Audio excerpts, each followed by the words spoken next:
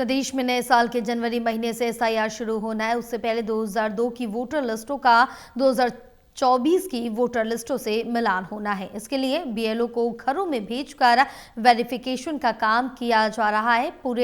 आपको बता दें कि जमीनी हकीकत यह है कि ना तो बीएलओज डोर टू डोर जा रहे हैं और ना ही इसकी कोई पूर्व सूचना दी जा रही है। स्कूल, सामुदायिक भवन या पार्क में बैठे बीएलओ लोगों से 2002 का प्रूफ मांग रहे हैं। ना मिलने पर उन्हें वापस घर भेज रहे हैं। सवाल यह है कि हजारों करोड़ों रुपए खर्च करने वाले आयोग के पास क्या 2002 का रिकॉर्ड उपलब्ध नहीं है। उल्टे बीएलओज को लोगों को भटका रहे हैं, क्योंकि बहुत से लोगों के पास 23 साल पुराना प्रूफ नहीं है। तो बीएलओ अपने रिकॉर्ड से चेक करके वोटर्स की मदद क्यों नहीं कर रहे हैं। इस बारे में सवाल करने पर लोग जवाब देने से कतरा रहे हैं।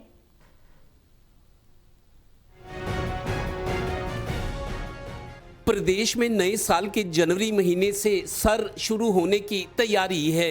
ये तैयारी तो शुरू हो रही है, पर उससे पहले आयोग की ओर से आजकल बीएलओस को भेजकर 2002 वोटर्स लिस्टों का 2024 की लिस्टों से मिलान के लिए घर घर जाने और नामों का मिलान करने की कसरत चल रही है।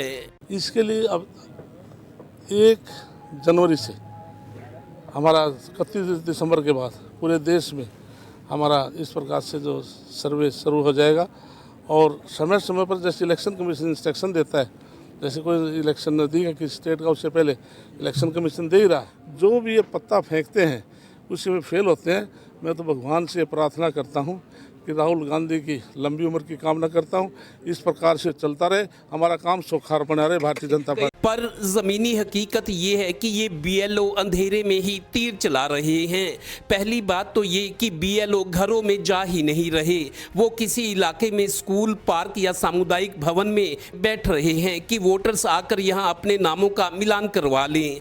इसका कहीं सार्वजनिक प्रचार नहीं किया जा रहा, लोगों को पता ही नहीं है। 4 बीएलओ की टीम को एक इलाके में भेजा जा रहा है।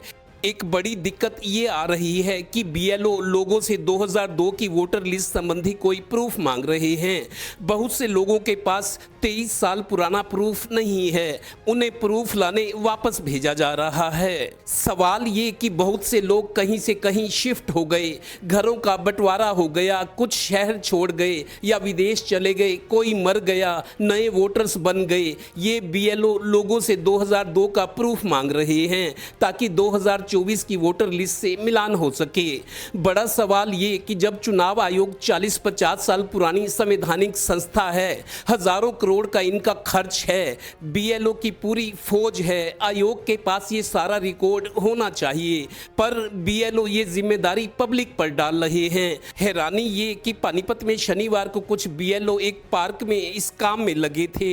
रविवार जब छुट्टी का दिन था, उस दिन उनकी ड्यूटी ही नहीं लगाई गई।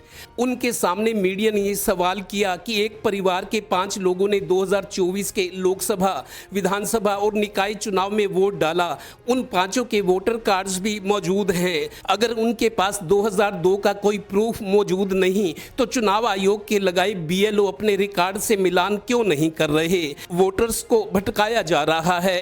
लगता है इस लेवल पर कोई घल्लूघारा हो रहा है। और हाँ, शिक्षा विभाग के कर्मचारियों को स्कूल की जगह बीएलओ बनाकर भेजा जा रहा है, जबकि स्कूलों में टीचर्स की कमी है।